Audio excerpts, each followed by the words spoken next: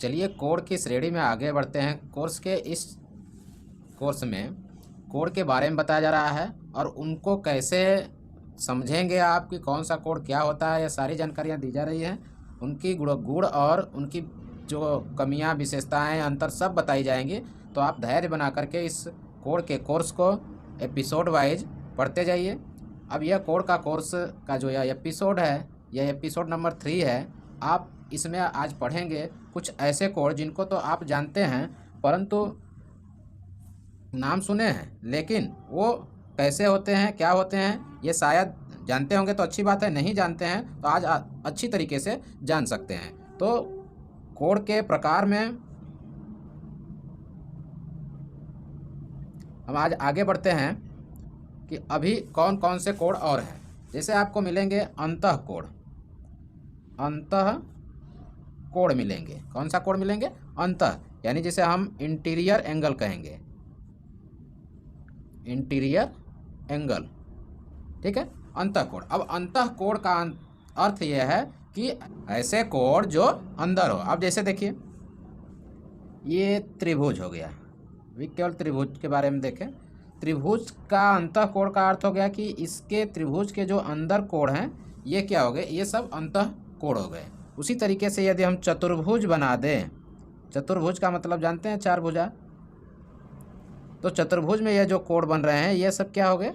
अंतः कोड हो गए। इन्हें हम इंटीरियर एंगल कहेंगे। लेकिन एक और कोड होता है जिनका नाम होता है बहिष्कोण, बहिष्कोण, यानी इनको हम इंटीरियर के जगह एक्सटीरियर एंगल कहेंगे।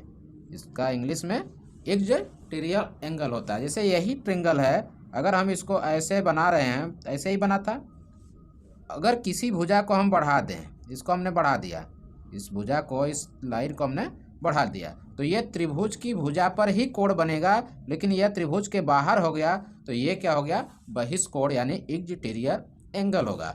यानी कि यदि हम चतुर्भुज बना दें और उसमें कोई भुजा बढ़ा दें तो ये जो बाहर का कोण बन रहा है यह कोण क्या हो गया? बहिष्कोण हो गया। तो आपको इजीली समझ में आ चुका होगा कि अंतः कोण यानी इंटीरियर एंगल क्या होता है, बहिष्कोण यानी एक्सटीरियर एंगल क्या होता है। क्लियर हो गया कि किसी भी चित्र के अंदर वाले जो कोण होंगे उन्हें हम इंटीरियर एंगल कहेंगे, लेकिन जो उसी चित्र के उसी लाइन पे बने कोण होंगे, यानी वो बाहर की तरफ होंगे, तो उनको हम बहिष्कोण कहेंगे।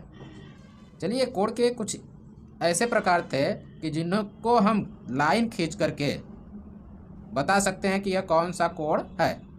लेकिन अब क्या करें? अब उनके कैलकुलेशन, गणना के आधार पे कोणों के प्रकार को जानते हैं। तो चलिए, गणना के आधार पर कोणों के प्रकार को जानेंगे कि गणना के आधार पे कोण कुल कितने प्रकार के हमें मिलते हैं। तो एक होता है कोटि पूरक। क्या होता है? कोटि पूरक,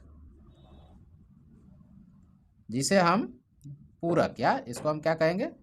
पूरक कहेंगे। कोटि पूरक या पूरक कहेंगे, जिससे हम इंग्लिश में कॉम्प्लीमेंट्री कहेंगे, कॉम्प्लीमेंट्री एंगल कहेंगे। कोटि पूरक कोण या पूरक कोण यानी कॉम्प्लीमेंट्री एंगल। अब कॉम्प्लीमेंट्री एंगल क्या होते हैं, इनके बारे में हम जानते हैं। पहला तो हमने देखा कि अंतः कोण, दूसरा बहिष्कोण, अब तीसरा हम यहाँ पे आज के इस एपिसोड में जानते हैं कोटि पूरक या पूरक कोण क्या होता है।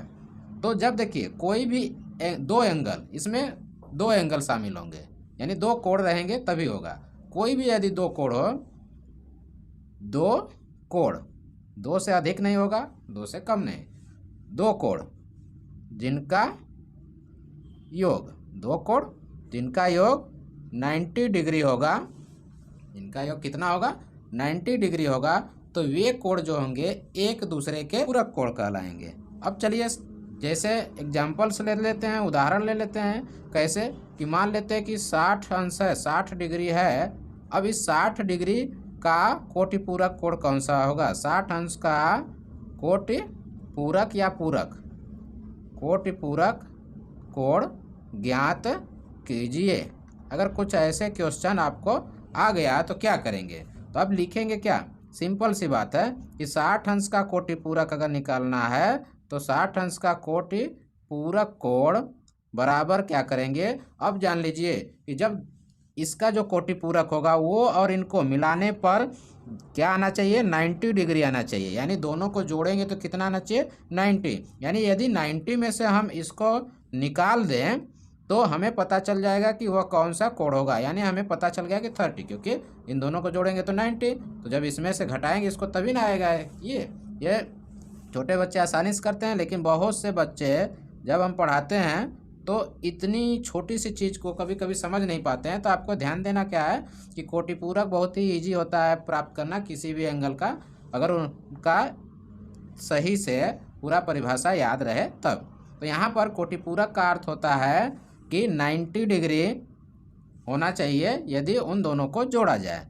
तो जब जोड़ा जाए तो 90 हो, तो एक अगर मालूम रहेगा तो घटा देंगे तो दूसरा कोटि पूरक कोण मालूम हो जाएगा। अब देख सकते हैं 60 और 30 मिला करके 90 डिग्री हो जा रहा है। तो ये बहुत ही ईजी है ना, कोटि पूरक या पूरक कोण बहुत ही ईजी है। अब जैसे ये यहीं पर कोण के बारे में होती है कि यार अरे बहुत ईजी है, लेकिन कभी कभी क्या होता है कि प्रश्न ऐसे बना दिया जाता है कि एक कोटि पूरक कोण, एक कोण अपने कोटि पूरक कोण का दूना है तो वे कोण क्या होंगे। अब यहाँ पे क्या सवाल को लिख दे रहे हैं कि एक कोण अपने कोटि पूरक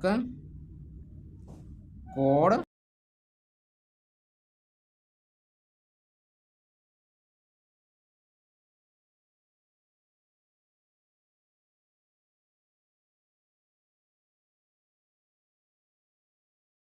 क्या होगा। ठीक है, अब देखिए यहाँ पर अब तो सवाल हमें समझ में आ रही होगी कि कोई कोण है वो अपने कोटि पूरक कोण से दूना है, लेकिन जब तक कोटि पूरक के डिफिनेशन को हम समझे नहीं रहेंगे तो कैसे हम कहेंगे। यहाँ पे हमने तो ऐसे लिखा है, पूरा डिफिनेशन नहीं लिखा है, बार बार मैं बोल रहा हूँ, तो आप सुन करके आप खुद उसको नोट को बनाएंगे। कैसे बनाएंगे कि कोई दो कोण जिनका योग 90 अंश के बराबर हो तो वे एक दूसरे के कोटि पूरक कोण कहलाते हैं या कोटि पूरक कोण होंगे। तो यहाँ पर क्या करेंगे, जब ऐसी स्थिति आएगी तो सवाल को लगाने के लिए हम मानते हैं कि माना जो कोटि पूरक कोण का दूना है एक कोण, तो माना कोटि पूरक कोण यानी कोटि पूरक कोण x, तो पहला कोण यानी प्रथम कोण क्या हो जाएगा, 2x हो जाएगा। करा ना कि एक कोण जो हमारा पहला कोण है वो उसके कोटि पूरक कोण का दूना है, तो यह x हो गया तो ये 2x हो गया। यहाँ पे x डिग्री लगा देंगे, यहाँ पे डिग्री लगा देंगे। अब देखिए तो यहाँ पर क्या करेंगे कि अब हमें पता चल गया कि हमारा जो पहला कोण है और जो उसका कोटि पूरक है, यानी दोनों को हम जोड़ेंगे तो कितना आना चाहिए, 90 डिग्री आना चाहिए। तो दोनों को जोड़े तो 90 डिग्री हमारा आ गया। यानी कि यहाँ पर अब ये क्या हो गया, इक्वेशन यानी समीकरण का सवाल बन गया। तो हम इजीली सॉल्व कर सकते हैं। 2x + x यानी 3x क्या हो गया, अब x = 90, 3 का मल्टीप्लाई है तो इधर आएगा तो डिवाइड होगा, तो हमारा कितना आ जाएगा, 30 डिग्री आ गया। तो अब हमें पहला कोण ज्ञात करना है, तो पहला कोण बराबर हमारा माना गया था 2x। तो जब 2x माना गया था, अब देख सकते हैं कि यहाँ पर क्या माना गया है, 2x माना गया है। तो हम क्या करेंगे कि यहाँ पर 2x अर्थात x के स्थान पे उसकी वैल्यू आ गई है तो लिख देंगे, यानी कि हमारा 60 डिग्री। आप देख सकते हैं कि 60 डिग्री है और उसका कोटि पूरक कोण 30 अंश के बराबर है, जो कि यहाँ पे हमने जो यह सवाल बताया था वही सवाल का आंसर आ रहा है, लेकिन सवाल के पूछने का तरीका कुछ दूसरे तरीके से है, कुछ इस प्रकार से हैं। तो सवाल का जो तरीका है पूछा गया है इस सवाल को, तो आप देख सकते हैं किस तरीके से पूछा गया है कि कोटि पूरक का ही सवाल है। लेकिन अब हम क्या किए कि क्लास 5 में, वैसे तो ज़्यादा 5 में मिलता नहीं है लेकिन बहुत से जगह मिलता है, क्लास 5 में पढ़े हैं, 6 में पढ़े और भूल गए, और क्लास 8 में या क्लास 10th में कह लें कि हमें यह सवाल मिल गया। और कोटि पूरक का ध्यान ही, क्योंकि कोटि पूरक इतना ईजी होता है, इतना ईजी होता है कि लगता है कि यार ये तो जब भी आएगा तो बहुत ही ईजी रहेगा, हम आसानी से फाइंड कर सकते हैं। लेकिन जब ऐसी सवालें आती है तो थोड़ा ज़्यादा दिन होने के कारण यह भूल जाता है। अब ये कोटि पूरक क्या क्लास 5-6 के लिए थोड़ा है, क्योंकि हम 5-6 में पढ़े तो हमें 10 हो चाहे आगे चल के हमेशा काम देने वाला है, यानी कि काम नहीं देगा। तो हम क्या करेंगे कि यहाँ पर जो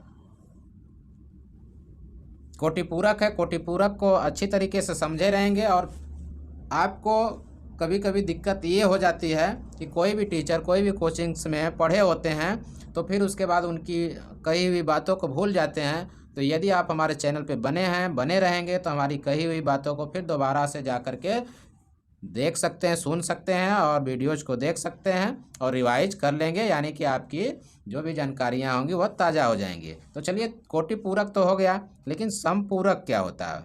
अब एक कोड हमारा क्या है? समपूरक है। अब समपूरक कोड क्या होता है? समपूरक कोड यानी सप्लीमेंट्री जो होता है, सप्लीमेंट्री एंगल जो होता है वो हमारा क्या होता है? समपूरक कोड होता है। तो ठीक जिस तरीके से हमारा कोटि पूरक था उसी तरीके से समपूरक होता है, यानी इसमें भी 2 कोड होंगे। क्या होंगे? 2 कोड होंगे और जिनका योग क्या होना चाहिए? वहाँ पर 90 डिग्री था और यहाँ पर कितना होगा? 180 अंश का होना चाहिए, यानी ठीक उसी तरीके से है, ठीक उसी तरीके से है, बस उनका योग क्या हो गया? अब 180 हो गया। यानी अगर इसी तरीके की सवाल मिलेगी तो हम इनको कोटि पूरक हो या समपूरक हो उसी तरीके से लगाएंगे, बस 90 के स्थान पे क्या कर देंगे? 180 को रख देंगे, हमारा आ जाएगा। जैसे 60 डिग्री का कोटि पूरक निकाला गया तो 30 अंश आया, और अगर समपूरक कोण निकाला जाए 60 अंश का समपूरक कोण निकाला जाए तो क्या करेंगे? इनको हम 180 में से घटाएंगे तो हमारा क्या आ गया? 120 अंश आ गया।